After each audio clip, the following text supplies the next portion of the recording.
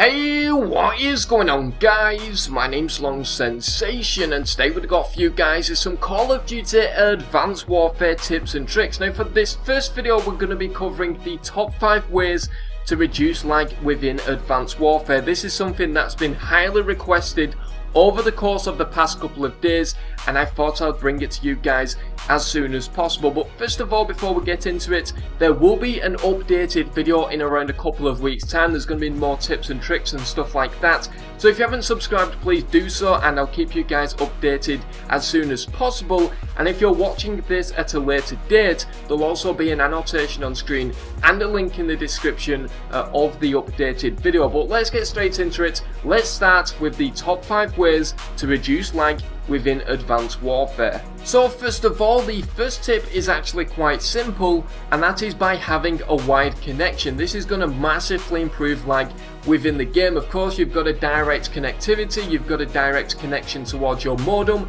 and therefore that is going to reduce the amount of lag within the game. You can buy an Ethernet cable any size. I personally have a 30-meter long one, and if you guys still can't buy an Ethernet cable for whatever reason, you can actually still improve lag wirelessly by moving your console as close as possible towards your modem, because of course this will reduce the distance that it actually takes to send and receive the information, which of course is going to reduce lag within the game. Now, secondly, moving on, this tip is also quite simple, and that is to ensure that nobody else is streaming movies or playing games online on the same modem at the same time. Now, this is quite simple. If you have a load of people playing on the same modem online, then this is going to actually reduce your bandwidth, which is going to cause you to lag within the game. So what I personally do is I ensure that nobody in my household is streaming movies or playing online, etc. when I'm playing Advanced Warfare, because I know if they do, then I'm definitely going to have increased lag, because the connectivity is going to be much more weak. But thirdly, we're going to move on to something that a few people might not have thought of, and that is playing on a monitor instead of a TV. Now, this is nothing to do with lag, however it's more to do with your response time. So for example, a TV can have up to 50 milliseconds response time, however a monitor comes in very much faster response time, such as 2 milliseconds and 5 milliseconds, and this is the amount of time that it actually takes for the information in the game, for example, to come up on your TV or on your monitor.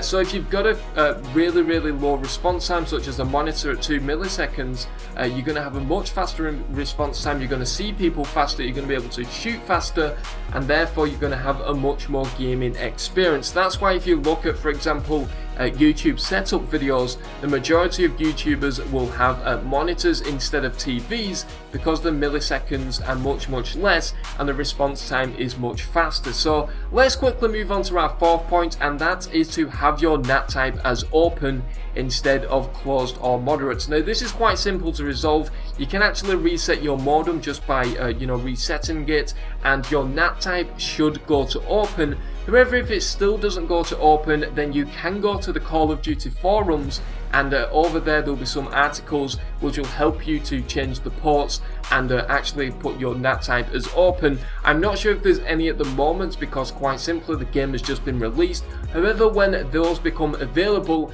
there will be some links in the description for you guys to actually sort that out. But finally, moving on, we're going to go to something that a few people may be skeptical on, and that is putting your cell phones or your mobile phones, whatever you've got connected to the internet, on aeroplane mode. Now, why is this? It's actually quite simple, of course. It's going to actually stop connecting to the internet, which of course will increase your bandwidth, but as well as this, it's going to reduce the amount of EM interference with your modem. This is the same reason why you've got to put aeroplane mode on your phones when you're in an aeroplane, because it reduces the amount of EM interference, and therefore that is just going to massively help you out within the game. But like I said, that is something that is very skeptical. I'm not really sure on it myself, but I did see an article on this and I thought it was very interesting. So of course, that is something that you want to do if you've got a wireless internet, and maybe if you try this out, please put that in the comment section below and tell me what you guys think.